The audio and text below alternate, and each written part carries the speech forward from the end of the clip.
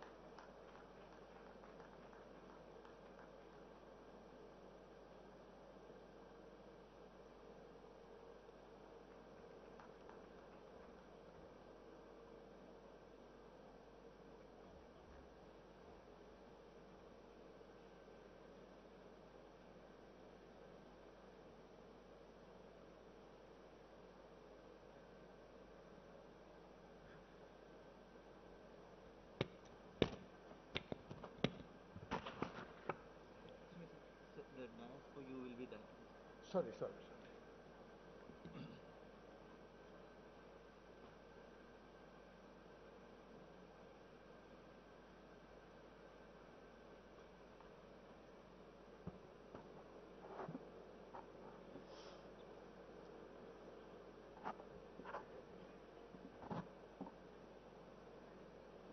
Good afternoon, ladies and gentlemen. It's really nice and hot.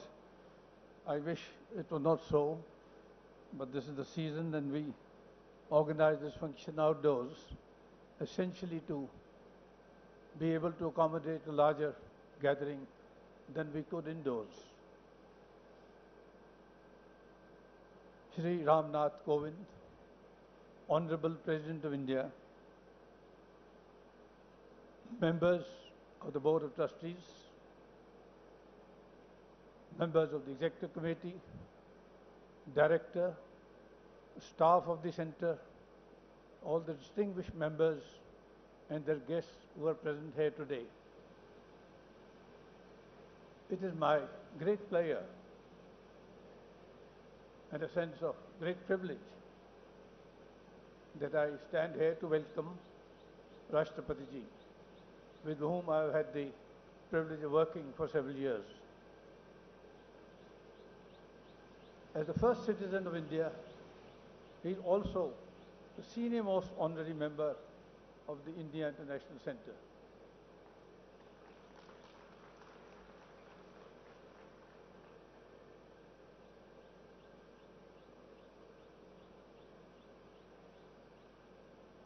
Ladies and gentlemen, we are assembled here today for the formal inauguration of the Diamond Jubilee of the Centre, which Rashtrapati Ji very kindly agreed to do so in January this year, but because of the onset of a fresh wave of COVID, we had to defer that function in January, and that is why we are in the hot part of the year. This Diamond Jubilee marks 60 years of our existence. I will not go into excessive detail because of the paucity of time, but I would say very briefly that it was conceived in the late 50s because of several conversations between Dr. Radhakrishnan, then Vice President of India, and Mr. Jawaharlal Nehru, then Prime Minister of India, and several other dignitaries of that time. Dr. Radhakrishnan had been on a visit to Tokyo, on more than one visit after the freedom after we became free, and he had occasion to be hosted, invited to a large function of the Indian community in Japan, in the International House of Japan, IHJ. And he was fascinated by that building, fascinated by objectives of that organization and how it was being run. And on return home, he discussed this with some of his colleagues and also with the Prime Minister. And in between, during his visits to the United States, he had occasion to meet Dr. John D. Rockefeller III, Rockefeller Jr. III, who was a great philanthropist and a person in the post-Second War period, assisting various countries in establishing useful, beneficial institutions which could advance their nationhood and nation building. So Rockefeller was also involved in this discussion, and the preparatory committee was set up once it was agreed that we would have an organization, hopefully in Delhi, on the lines of the International House of Japan. This preparatory committee was chaired by Dr. Chintamani Deshmukh, who had earlier been the Finance Minister of India and the Governor of the Reserve Bank. At that time, he was the chairman of the University Grants Commission. He was a great educationist. The other members of this preparatory committee were the Vice Chancellor of Delhi University, Dr. V.K.R.V. Rao, the Minister for Education, Humayun Kabir, the Ministry of Education represented by Mr. Prem Kirpal, who became our first honorary director, the principal of St. Stephen's College, Professor Rajaram, and the first chairperson of the Indian Council of World Affairs, Professor Hirdanath Kunjuru, known for many other things in the subsequent years. So this committee, I will not go into detail, discuss the broad pattern of what kind of institution we could have in the Indian context, of what kind of area we would require, how much will require to be built, what would be the staffing strength, how many rooms to stay, what kind of hostel arrangements, food arrangements, and so on. A space for a library, space for exposition, for exhibitions, and so on. Again, without going to details, the total amount spent at that point of time in establishing the campus, which is not this campus at that time, this is a much enlarged campus. It was just 52 rooms, a dining hall, a lounge, auditorium, 3 committee rooms, a conference room, and an exhibition space, an administration space, residence for the president, director, and joint director. That cost a grand amount of 60 lakhs, out of which the Rockefeller Foundation contributed a little over 40 lakhs. 37 universities contributed about 11.5 lakhs, and the remaining 8 odd lakhs was contribution by members and donors. Now the milestones in the history of this institution. December 58, it was founded when the decision was taken to set it up. March 59, it was registered with the Registrar of Societies, Delhi, as a cultural and educational society. April 1960, the first sword was turned by no less than Kamala Devi Chattopadhyay, the famous lady who was also the first vice president of our center. December 1960, the foundation or the cornerstone was laid by Prince Akito and Princess Michiko. They traveled all the way from Japan to do this. Then the complex was built up in very quick time, and in February 62, 22nd of February 62, we had the inauguration of our campus by the Vice President, Dr. Radhakrishnan, in the presence of many dignitaries, including the Prime Minister Jawaharlal Nehru, Vijay Lakshmi Pandit, Chintamani Deshmukh, Durgabai Deshmukh, and others. Now, when we talk of Diamond Jubilee, I could speak at great length, but this is not the opportunity of the time.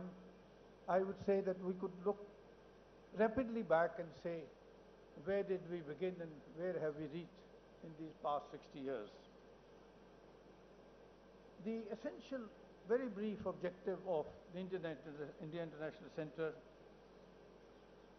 is to secure, move towards the advancement promotion of understanding and amity amongst various diverse human communities all over the world. And to do this, it was realized by the preparatory committee that basically communities are dominated, influenced, ruled by cultures, as much as by religions perhaps, but more by cultural, socio-cultural traditions.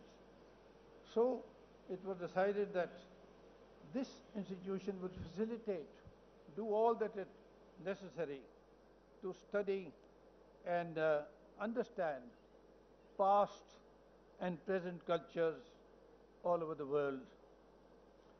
The result of these understandings, exchanges, would be disseminated. This knowledge would be broadcast to spread awareness of various cultures all over the world, which would in its own turn spread greater understanding and amity. Now, to achieve this kind of objective, it was decided that the best modality would be to have talks by eminent historians, sociologists, archivists, archaeologists, and other eminent leaders of thought. And these meaningful discussions held in a peaceful environment would contribute to gradually over a period of time promoting deeper, better understandings. So as I mentioned earlier, the premises, the campus had a conference room, 3 committee rooms, living space, hostel, lounge, dining hall, auditorium, exhibition space, administration. Basically, this space was created with the specific objective of providing the kind of convenience and amenities which would be required to host foreign visitors, foreign scholars, thinkers, authors, leaders of thought, political leaders in the world to assemble here, along with the eminent representatives in our own country. So I would say with great satisfaction and pride that over the past 60 years, this institution has, with great honor, dignity, and self-esteem, discharged and worked towards these objectives, and therefore sustained the founders' dreams and visions. We have had intellectuals and original thinkers from various parts of the country as well as all over the world visit us to speak about their areas of specialization, expertise, to have dialogue and exchanges with experts from our own country as well as other parts of the world. And during the course of these discussions, very serious and meaningful discussions, they contributed to enlargement of understanding, enlargement of awareness, knowledge, and so on. The enlargement of awareness of the public at large would, in its own way, in its own turn, lead to the public opinion being influenced or oriented in a certain direction, which is a positive direction, which is not a political direction or a religious direction, but which is a socio-cultural, intellectual orientation.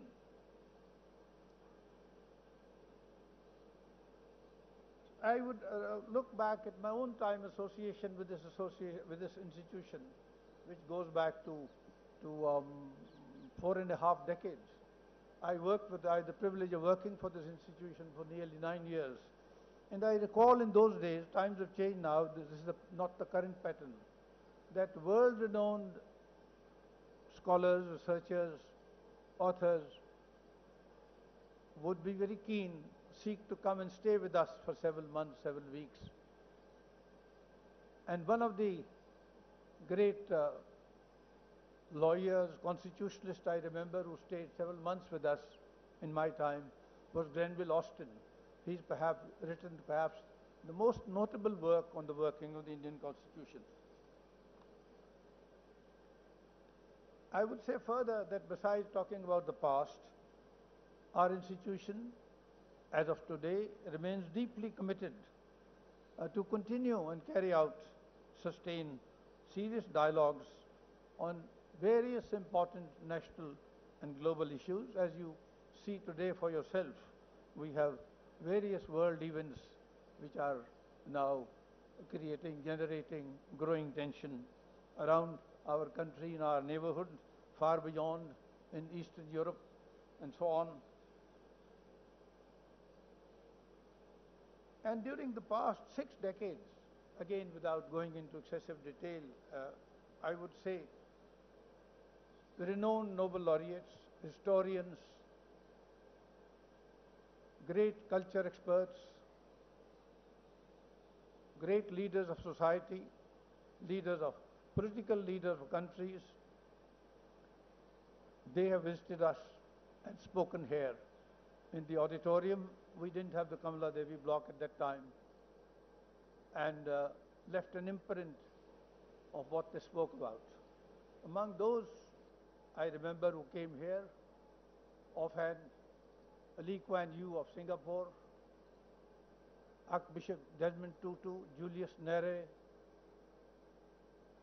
Martin Luther King, Dalai Lama, Pearl Buck, Henry Kissinger, Madeleine Albright, Kofi Annan, William Brandt, UN General Assembly Secretary General, and so on.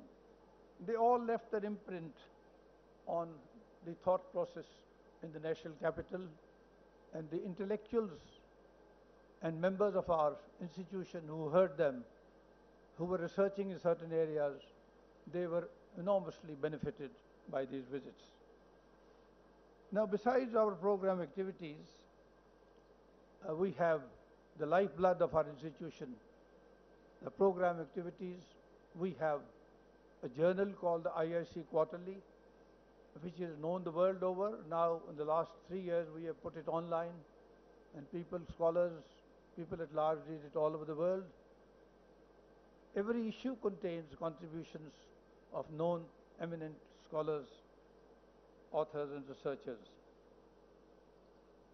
The third element of our intellectual existence is the library, which started with a few hundred books when we started in 1962.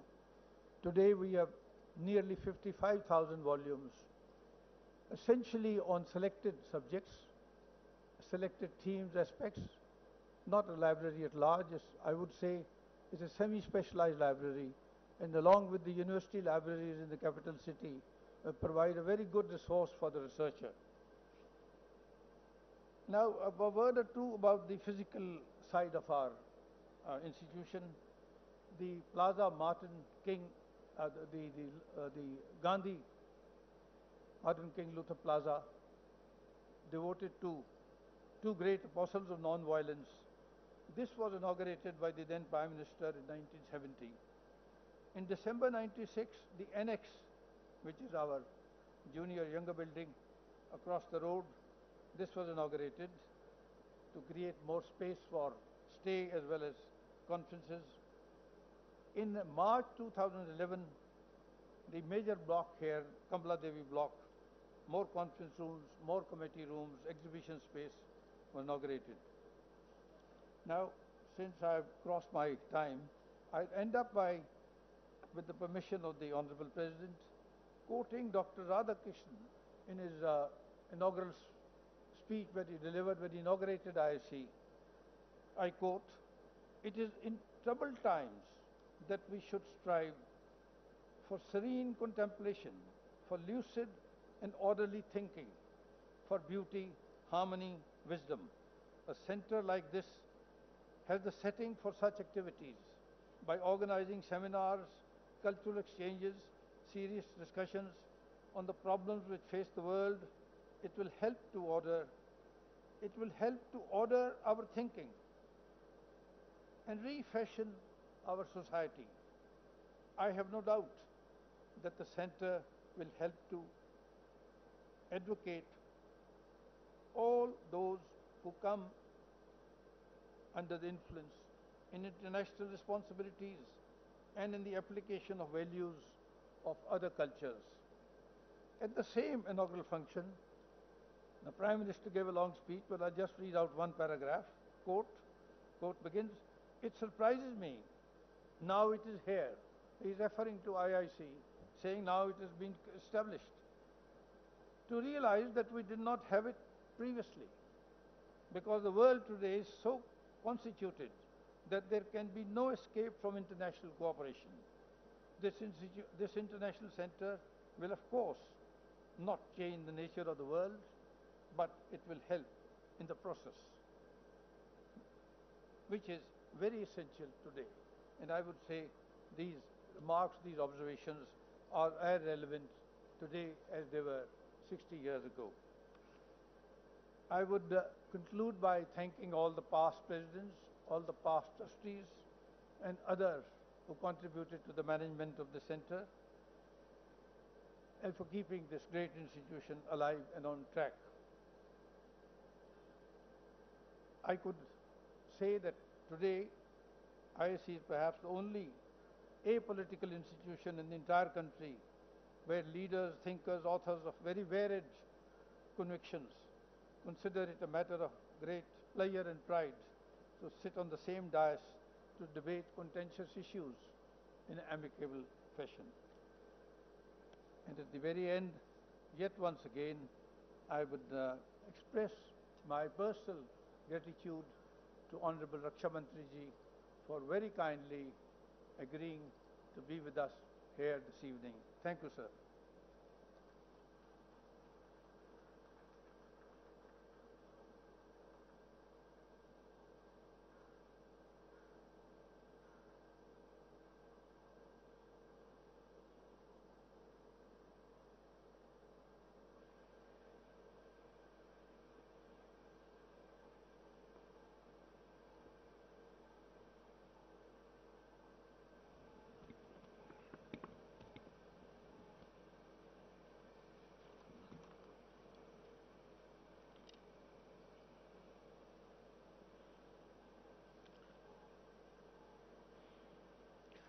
President of the India International Center, Sri N.N.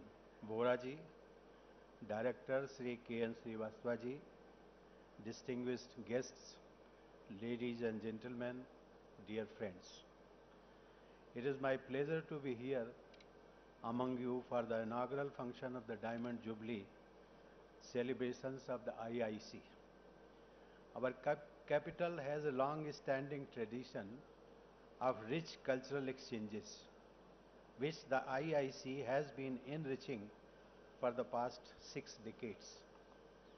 When the idea of the IIC was conceived way back in 1958 as an international platform for exchanges of the views, the world was coping with issues concerning a fair and stable international order and legacy burdens of 2 world wars.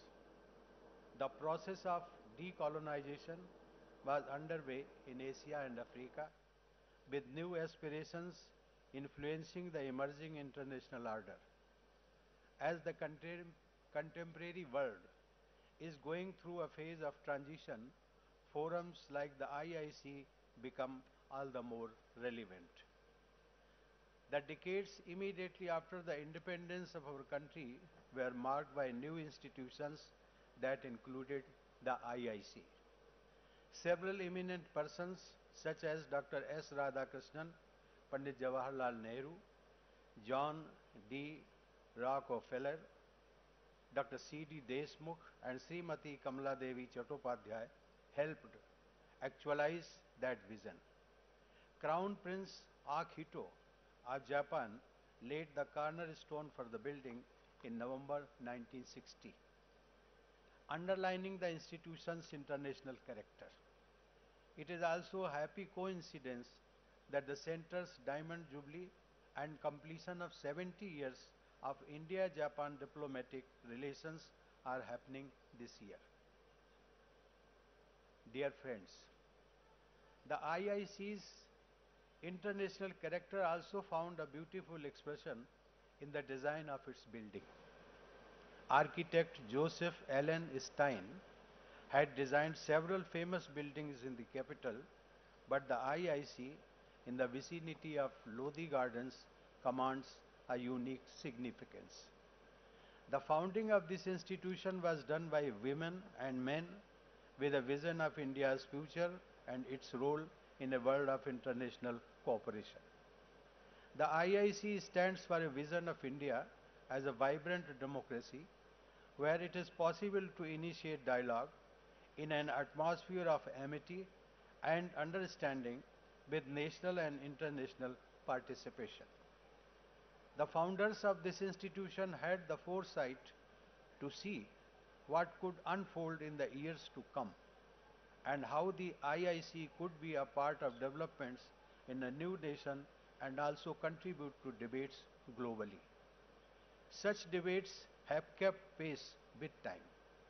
Since its beginning in the early 1960s, programs at the center have reflected global and national concerns and continue to create awareness and influence public opinion on relevant issues. Through its close contacts with prominent academic and cultural institutions within and outside India, and through its networking with diplomatic missions in the capital, the IIC draws scholars, thinkers, and professionals from India and abroad.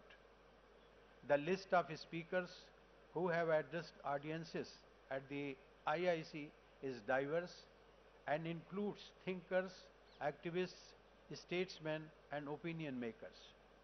From Pearl S. Buck to Ivan Ilyich, in earlier times, the list also has, in recent times, grown to include eminent personalities such as His Holiness the Dalai Lama, Willy Brandt, Henry Kissinger, Noam Chomsky, the Eric Hobsbawm. Eminent names from the world of literature like Mahasweta Devi, Ahan Pamuk, and Amitabh Ghosh also figure among many prominent speakers who address the audience here. Looking at these names, it is evident that the IIC has truly developed into a forum where divergent views are not only accommodated but also encouraged to enrich dialogue and discourse. Ladies and gentlemen, I am glad to know that it was the IIC in the little garden named Gandhi King Memorial Plaza that the late Narayan Bhai Desai narrated Gandhi Katha for a week in 2010. I have been told about numerous other memorable cultural events organized here. Dear friends, a Diamond Jubilee is an occasion for celebration in the life of any institution. The IIC deserves to be congratulated for having retained and sustained its original mandate. I am happy to learn that during its Diamond Jubilee year, the IIC has chosen to especially focus on programs related to women and gender. This reminds me of Kamala Devi Chattopadhyay, the great freedom fighter and social reformer who had played a key role in the making of the IIC. She was the one who, in the words of my illustrious predecessor, Dr. S. Radhakrishnan, turned the first sword for this building. She is known to have influenced Mahatma Gandhi to include women participants in the Salt Satyagraha. She was the pioneer among women who contested elections right after India's independence and thereby became a symbol of the struggle for women empowerment. As we celebrate the 75th anniversary of our independence with Azadi Ka Amrit Mahotsav, let us also highlight the significant achievements of women and the several legal and social initiatives that seek to bring about change. There are several examples of Indian women who, before and after independence, have shattered many glass ceilings. Let us not forget the fearless women scientists of the Mars orbiter mission called MOM. Women were among the leading corona warriors who demonstrated extraordinary resilience and provided healing touch to save fellow citizens often risking their own lives. Ladies and gentlemen, women's participation in the unorganized sector of our economy is very high. The formal economy needs to do much more to empower women workforce. Women should be encouraged to participate more in what is known as STEM, that is science, technology, engineering, mathematics and management. National and global economies stand to benefit from their talent and their creative ways of responding to challenges. Dear friends, the United Nations Sustainable Development Goal 5 seeks to achieve gender equality and empower all women and girls. We need to eliminate structures of violence and exclusion that block women's progress and to open all avenues for them so that they realize their potential in diverse fields. While the government has over the years taken several initiatives to make women empowerment a mass movement, I am sure debates and discussions at the IIC during the year ahead will generate suggestions to make the national initiatives more effective. Dear friends, when the great philosopher Dr. S. Radhakrishnan, who was then Vice President, inaugurated the IIC on 22nd January 1962, he outlined his vision of an institution such as this. He said, and quote, "We should strive to serene contemplation, for lucid and orderly thinking, for beauty, harmony and wisdom. A center like this has the setting for such activities," unquote. While the IIC has lived up to its expectations, I wonder if the nation has a sufficient number of similar institutions providing the setting for such activities.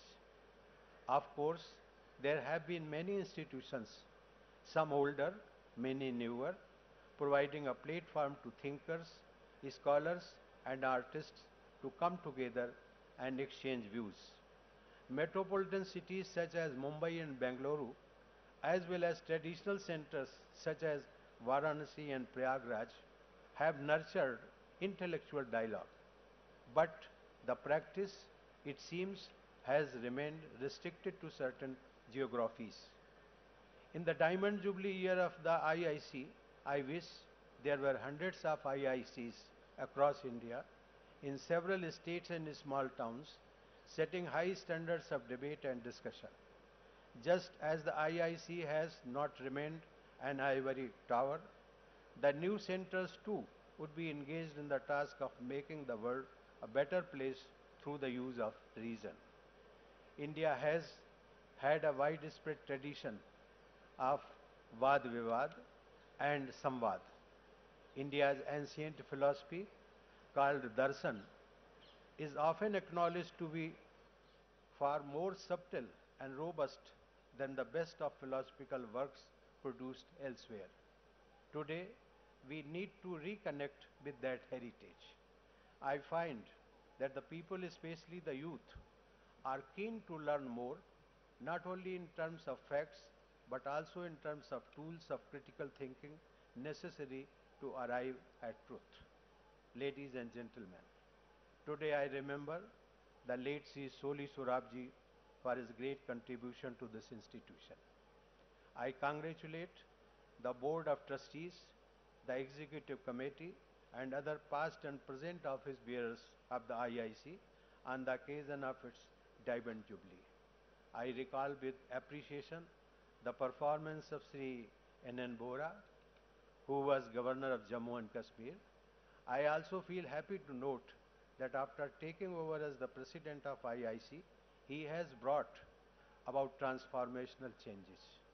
My best wishes to the members and management of the IIC for an even more remarkable future. Thank you. Jai Hind.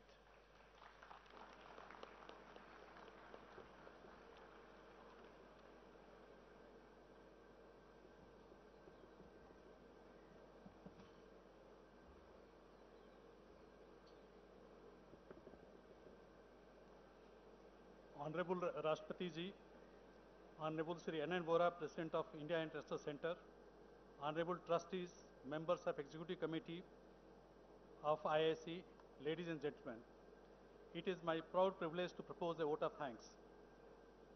Silver Jubilee, Golden Jubilee, Diamond Jubilee, Platinum Jubilee, Centenary, etc. are very important occasions